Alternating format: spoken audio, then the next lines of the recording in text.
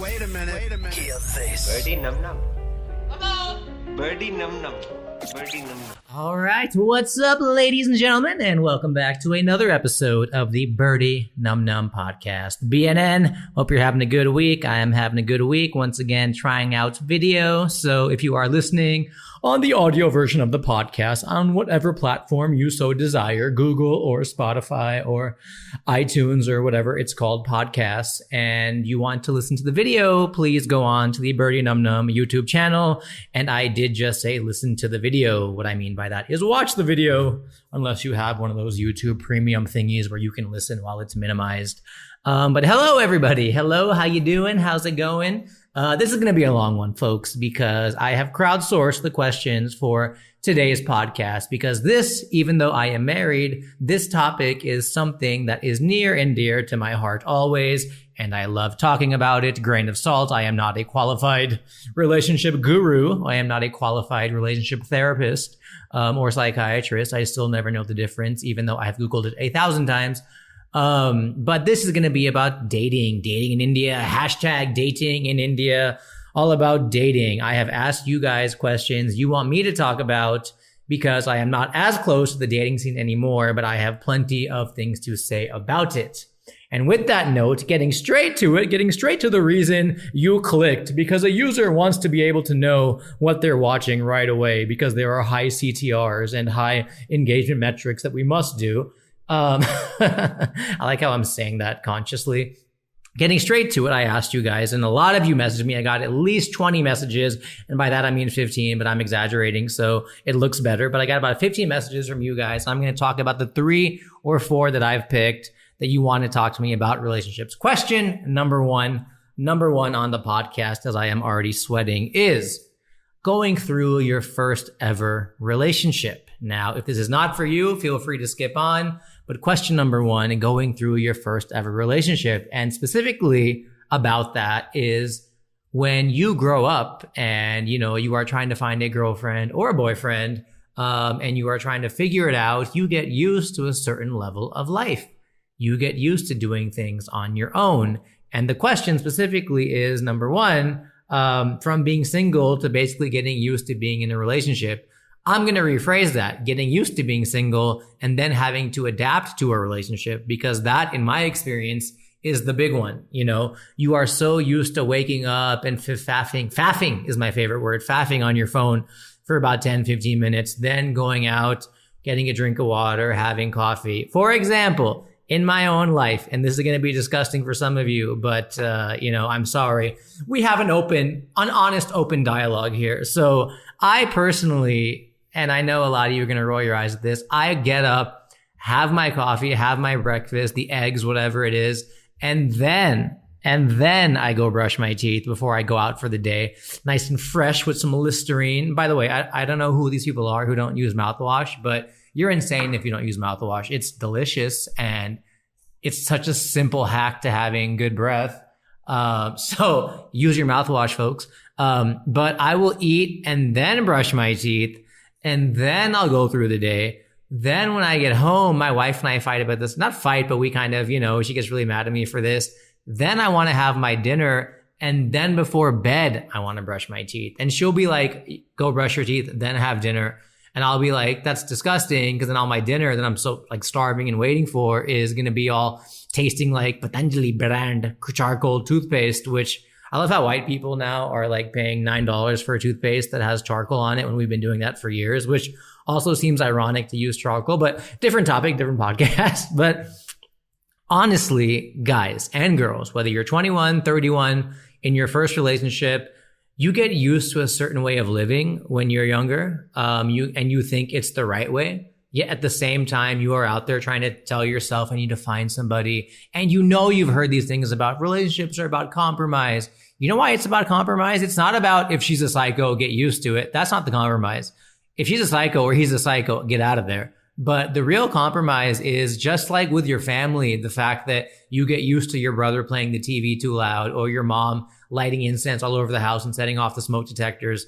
You got to get used to having a partner who are going to have their own quips and quirks. And you can get upset about things. I pee on the seat and I forget. And I know that sometimes you're in a rush and you just don't realize that there was some leftover dribble, but it's about recognizing and respecting, the stuff that the other person is going to have to deal with. And my biggest thing I want to tell you to, a lot of people say, why don't I like this person, or they annoy me, or how come I can't change them, or why can't I change? It's not about liking the person or changing for the person. It's a lot more simpler than that. And I think it's about respecting the person.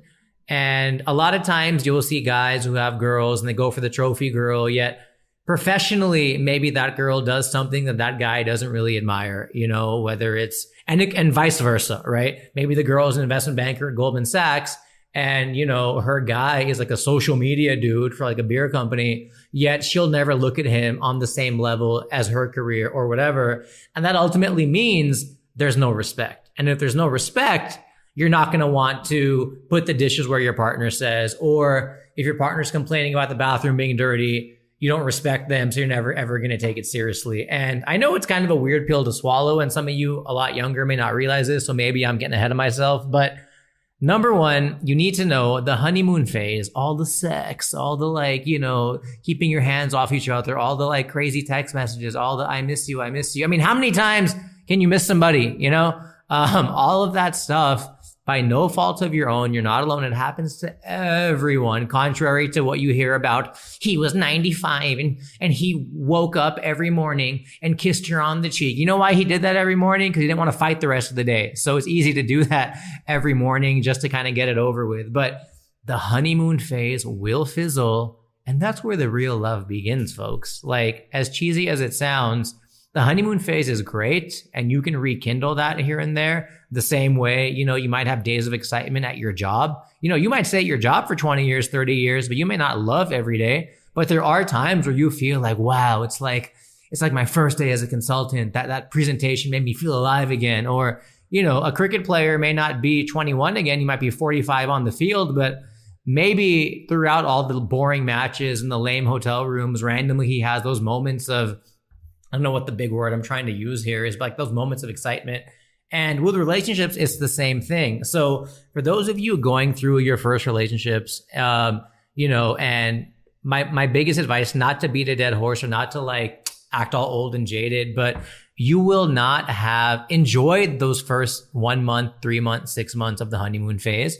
Live it up, So many couples do this, and I know it's really against what you hear a lot. And I'm not saying ignore them or play hard to get or try to act cool, but so many couples throw everything into it, and they spend every waking second together for those first 6 months. And then they wake up all of a sudden and they're like, ugh, I hate you. Or ugh, all these things do bother me. You're peeing on the seat, or you don't shower, or you don't brush your teeth, or whatever. And I was willing to overlook it, but I just can't stand it. And my point to survive your first 6 months in a relationship, survive is not a freaking war zone, but my point to make it fruitful and to not have it go down a rabbit hole is, number one, recognize the honeymoon phase is going to be over. Number two, make sure you actually do respect the person and you're not, alluding, I don't know what the word is. You're not you're not kidding yourself, basically. I'm dumbing down my own vocabulary here. You're not kidding yourself that, a lot of times in relationships, people ignore warning signs, whether for me, it's if a girl is rude to a waiter, or even screaming at something early on into a relationship, I'll be like, uh-oh, this is probably not something that's going to go away. And they probably are this way, or they treat people a certain way, or wow, they are getting mad about who added me on Facebook or whatever. This is probably not going to be healthy.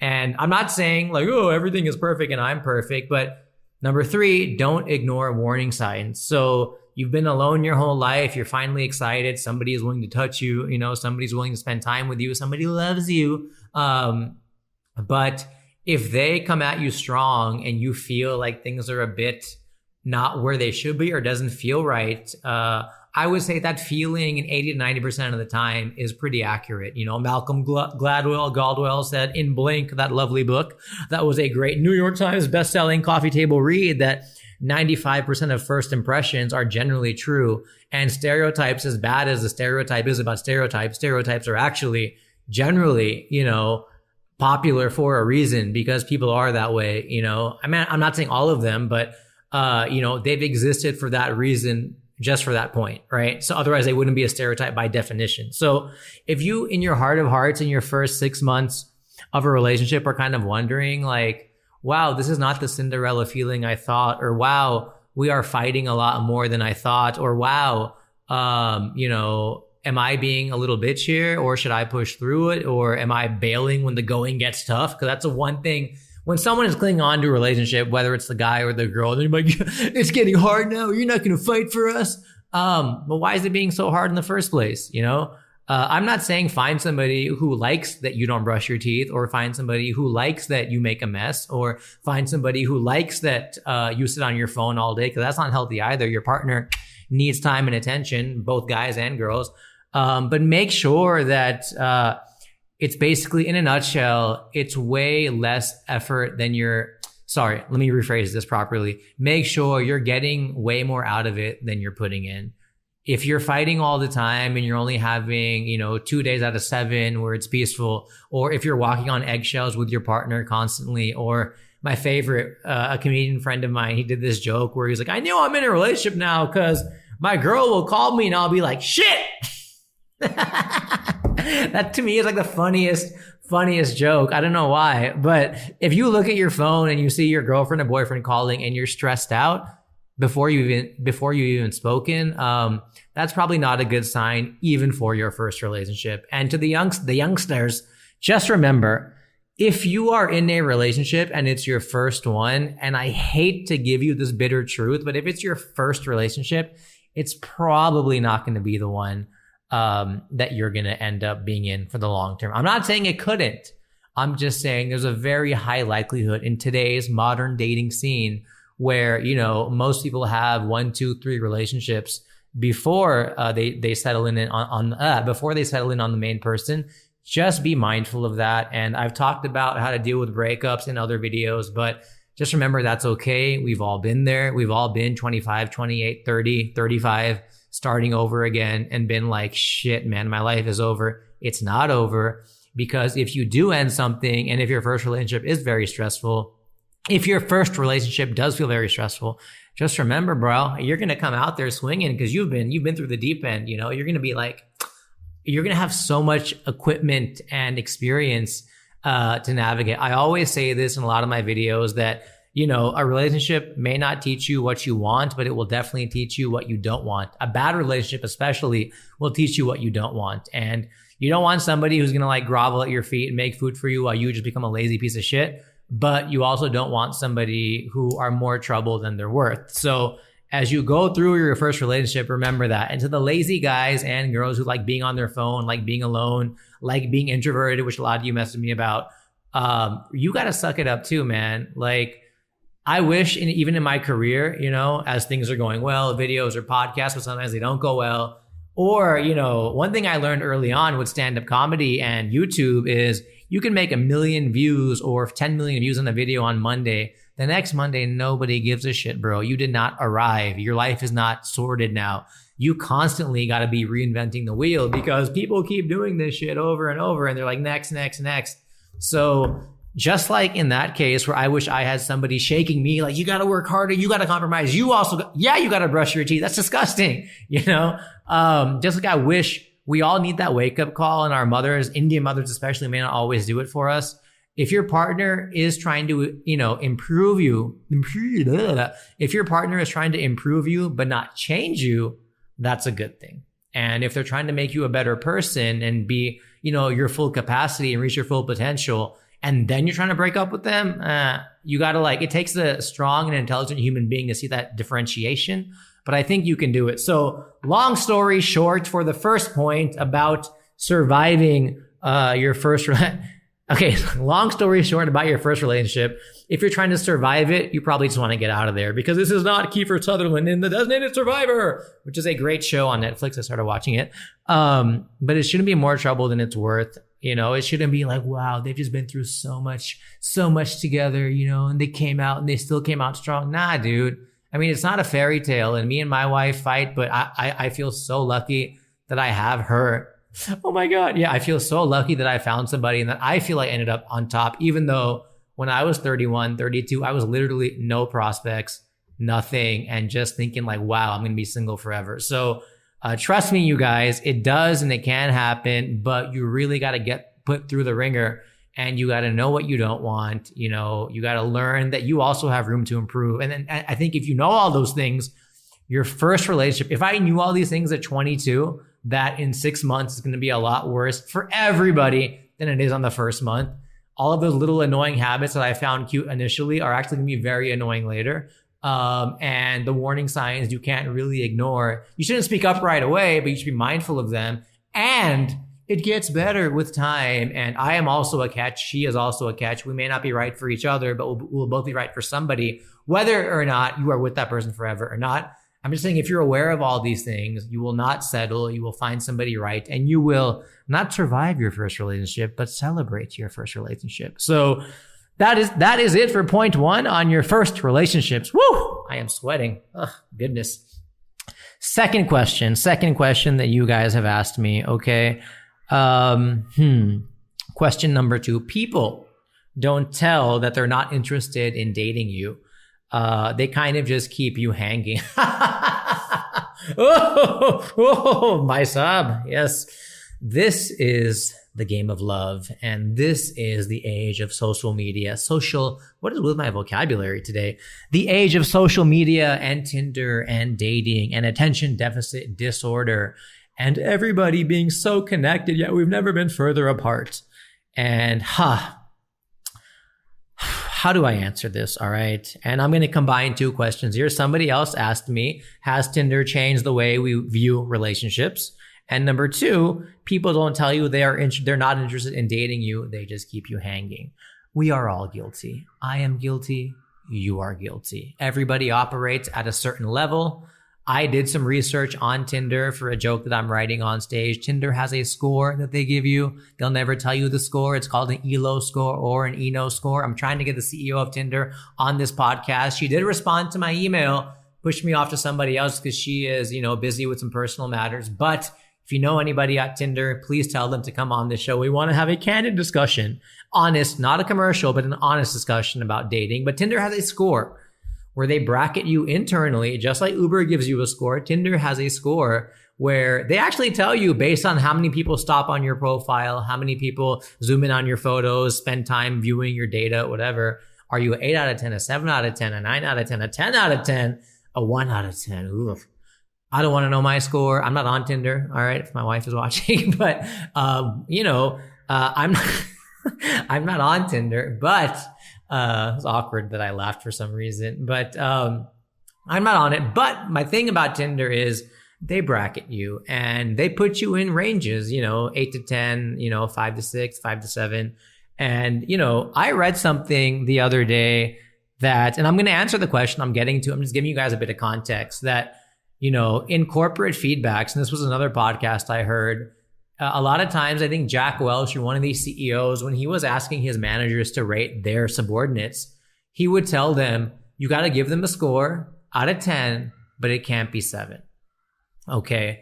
And by that, the point I'm trying to tell you, when you take away 7 is a safe number, right? So anybody generally, if I have a good employee and a bad employee, most likely I feel 8 is too strong because they're not that great. They're just doing their job fine. And 7 is a safe number, but 6 is taking a stand that they might not be that great. And most people, when they have the opportunity to give a 7 over a 6, will give a 7 because 7 is safe. It's easy. Because we don't want to hurt the person's feelings and give them a 6, yet we don't want to give them an 8 and incorrectly promote somebody who may not be that, good. But when you take away 7, you make people make a firm decision. And with Tinder, for example, or Bumble or OkCupid or whatever the apps are now, the ability to just ignore them and say you got busy on your phone, and the ability to just swipe left so they never know if you liked them or not, because maybe they never even saw your photo, right? That's the easy cop out, is the equivalent of giving somebody a 7. And I feel like with that, sorry, man, I was so busy. Work has been crazy. As I said on my other podcast, work has been crazy. People always talk about that. It's bullshit. You got free time. if a guy or girl is telling you, sorry, dude, work has been crazy, yet, you know what's crazy? All of us on social media, because all of us know when we are dating somebody, they didn't answer my message, yet they're updating their Instagram story, or they've tweeted something, or they didn't answer my message, or they said they were so busy, yet they've liked this really hot guy's comment with a six pack. And I've looked at his 900 comments and I've seen her comments out of all 900. Cause yeah, I have that kind of time. You know, I've like actually expanded to see all 900 people who like this photo. Whoa, I think an eagle just like dived. That's crazy. Was that a honeycomb or an eagle? That's freaking freaky. That's a sign. But that's how crazy we are. And it is frustrating, dude. So my advice to anybody who is getting strung along by someone, whether or not you sent a message to them, whether or not you went on a date with them, whether or not you guys hooked up and they're ghosting you, you know, or whatever the case may be. Yes, you are right. People do not take a firm stand anymore because people generally are, pardon my French, chicken shits these days to have confrontation. So honestly, that is the world we live in. How many times have, you know, all of us, back to the Tinder bracket score, all of us are in brackets, right? Let's assume I'm a 6 or a 7 out of 10, right? If I match with a 3 out of 10 because I'm bored and we like, you know, we have a date or whatever, and then I'm just not interested because they're not my type, or you know, and it's okay to say you're not attracted to somebody, you guys. If you can't say you're not attracted to somebody, you're also part of the problem. This is some real talk. But if you're worried about why people are ignoring you, because maybe they're not attracted to you, just like you weren't attracted to that other guy or girl, right? But you don't want to say anything. It just keeps going. Everyone just keeps passing the buck. So honesty is honestly super appreciated. I have a friend of mine, okay?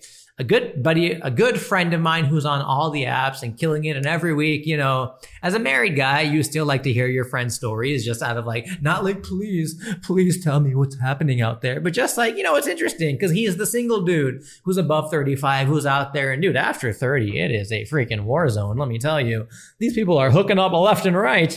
And so he'll tell me all his like fun Tinder stories or whatever. And he was telling me, he was like, yeah, dude, it was so weird. I went out with this girl, you know, this really hot white chick, as the brown guys say in America. And we went on a date and we kind of made out a little. And then the next day she just messaged me back like, yeah, I'm just not really attracted to you. So I don't see a future with this. So anyways, take care. If you need anything, let me know. And I was like, ugh, ouch, bro. I was like, number one, I was like, ouch. But I was like, number two, yes, dude. Yes.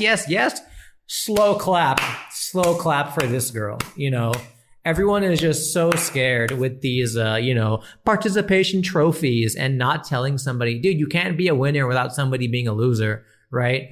And I wish more people would be honest about why they are ghosting or not interested in somebody. And that's fine. You know, there's no, the game of love, the war of love is brutal. But rather than just ignoring somebody, be honest about it. Be like, hey, I don't see a future here. Or, hey, I'm not interested. Or, hey, even if you pull the, hey, I just got out of something and I'm just not ready, but thank you. Or, hey, I just don't see any chemistry between us. Do it. Pull that Band-Aid off, because what's worse is making the other person wait and wonder. Let them think you're an asshole. Let them think, oh, who do you think you are? You think you're a 7 out of 10? I was settling for you. Let all that shit happen. But at least the mystery is gone. So I feel we are all guilty. Everybody is operating in their own buckets. Nobody wants to hurt the other person's feelings, but you're doing a lot more by not pulling off that Band-Aid. You're not letting the wound heal properly. And I think tough love is what we need on dating. I mean, Tinder, Bumble, whoever, if you're listening, make it a feature where they can politely say, not interested in you anymore. Thank you. And, you know, close it off there and, you know, get angry, but that's what you sign up for. So I know it's a tough pill to swallow, but if somebody is not interested in you, after you've given them everything, you know, emotionally or physically, after you put yourself out there, get over it. It happens. It makes you a stronger person. We've all been there. I've been called ugly. I've been called an asshole. I've been called fat. I've been called unfit, whatever. It's fine. All right. Do it. Treat it as something. Treat it as something that'll make you stronger and get that revenge, bro. Go to the gym, pump those weights, you know, I'll make her sorry. Like, whatever. Do it good, you know? I feel like a lot of people don't realize when somebody hurts them and they look back on it a year later or 6 years later or a month. And trust me, it's not easy. We can make a whole other podcast on dealing with that whole depression and anxiety and all. But It's normal, dude. So stop giving yourself a pity party. Stop acting like you're the only one who's been there. It sucks, and I know it, and I hope I'm never there again with like, these sorts of like heartbreaks and stuff, but it's fine. And I swear to you guys, treat it as such. And if you do that, things will be fine. Oh shit, my video stopped recording. All right. Wow, I was so into it. My point stopped recording on point 2, so I don't know where it cut out, but we are back on the video. The audio should still be going. I use the Zoom H4n recorder, which I love. Anybody who's been asking me about my gear for my podcast, I am using an 11-year-old recorder called the Zoom H4n. Here's the thing I love about Indian people, my friends included, mainly my friends. Anytime they want to start a podcast, I mean, this has nothing to do with dating, so skip for the next 30 seconds if you want, but anytime they want to start making YouTube videos or podcasts, they're like, dude, which camera should I buy? Megapixels, bro. 30 megapixel, 20 megapixel, 100 megapixel. It's like, dude, just start.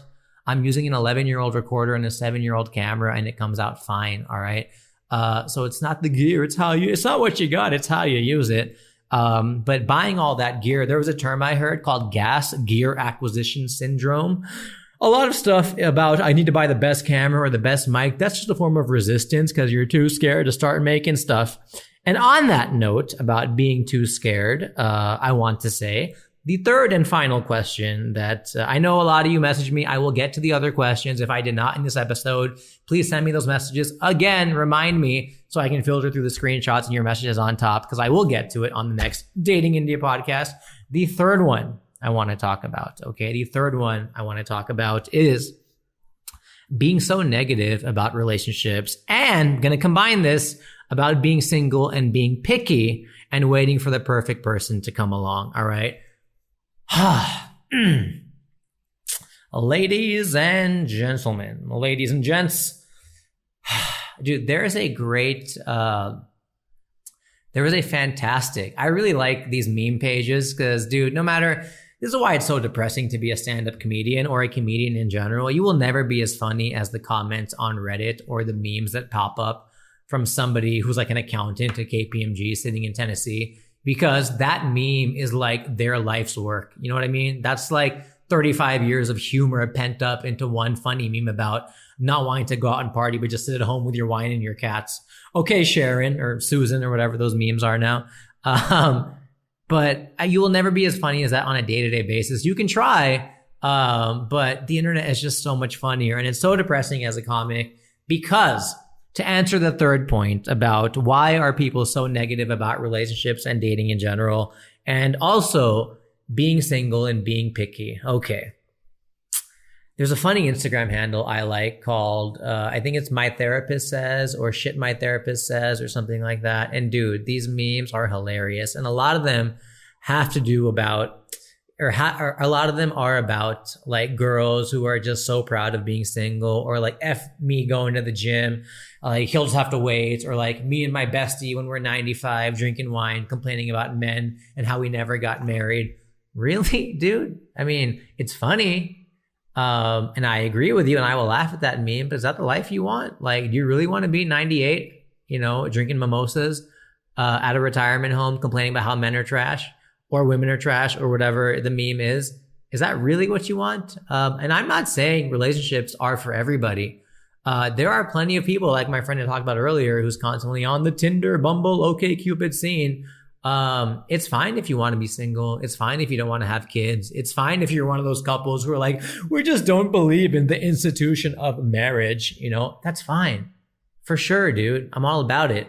But only if you're honest about why you are that way, Generally with memes, and I am there as well, when they say you want to work out, but the burrito is just too good, or, my New Year's resolution, me on Jan 1st and like workout, me on Jan 31st, like burrito, and like, 80,000 likes. Amazing. Yes, I get it, dude. For sure. I also yo-yo with weight. I also had a tough time on the dating scene. I also, struggle with comedy with my career when I was working in IT, being an engineer, yada, yada, yada, yada, yada. And memes are hilarious. They are here to stay. They're not going anywhere as we approach minute 30. But when you kind of celebrate that, here Sanjay Comedy gets serious.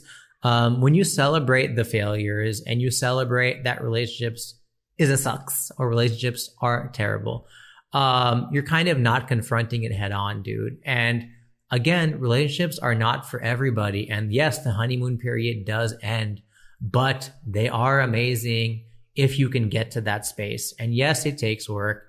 And yes, it's not all what you see in the memes, but now, especially, dude, I'm in my 30s. I just turned 30 4, 5, 6 years ago. And I don't want to be at bars all the time.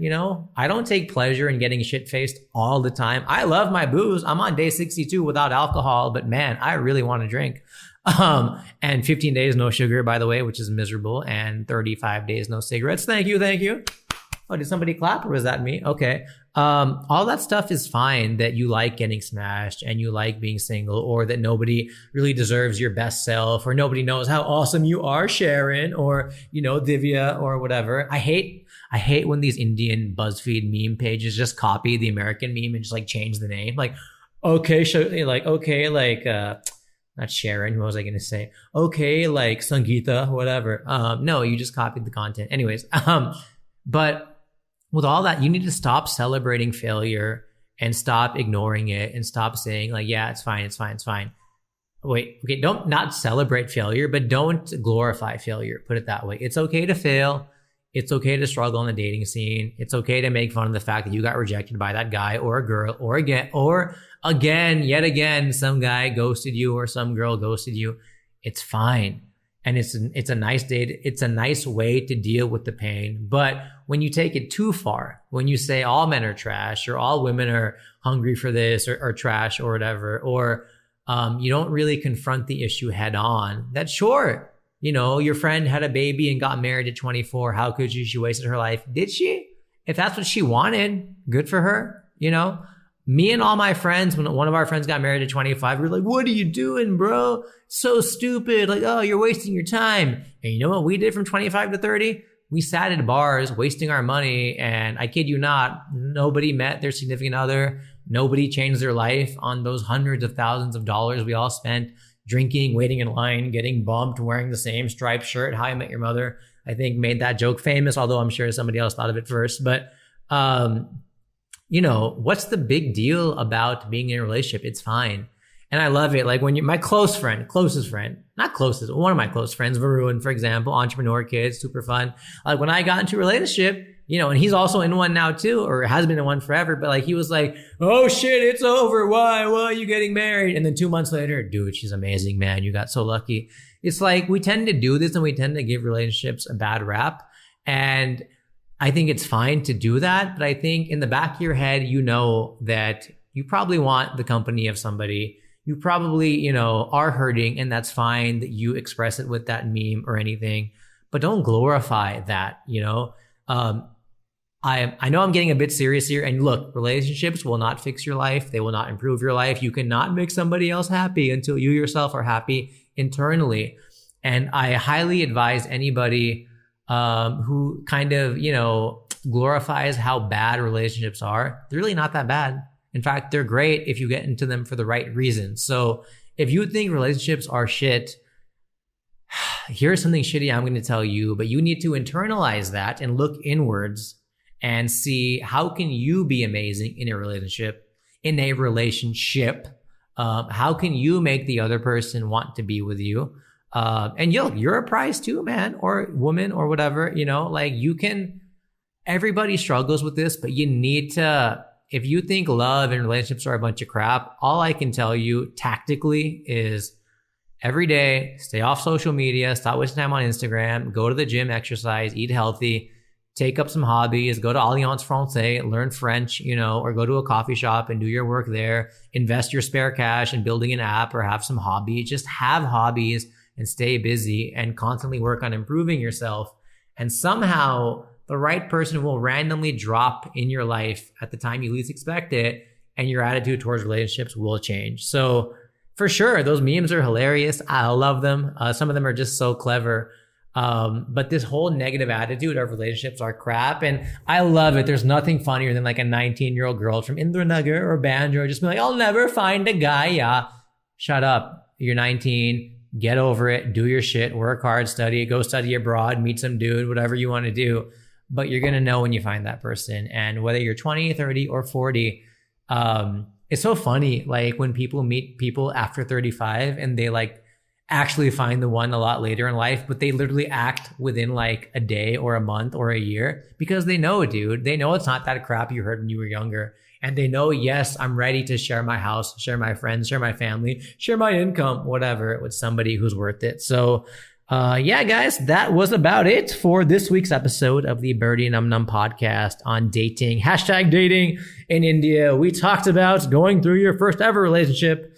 We talked about, Tinder and people who say they're not interested in pulling off that Band-Aid, whatever. And we also talked about your negative attitudes towards relationships. And Sharon stopped with the memes, although they are pretty funny and I keep liking them. Like my wife laughs because she's like, why do you like these funny Tinder memes when you're married to me? And I'm like, dude, it's so hilarious, dude. Like, come on. I still got to be in the know for the content, in the digital market space. By the way, I'm jumping on my buddy Rupen's podcast. He's coming over soon and we're talking about digital content very shortly. So keep those questions coming, folks. I hope you enjoyed this episode of the Birdy Num Num podcast.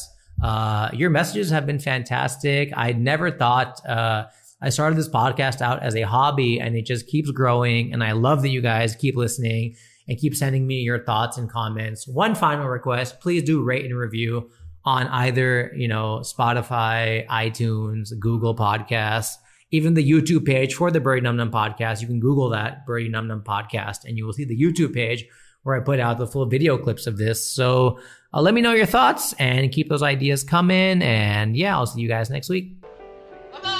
Birdy Num Num. Birdy Num Num. Birdy Num Num.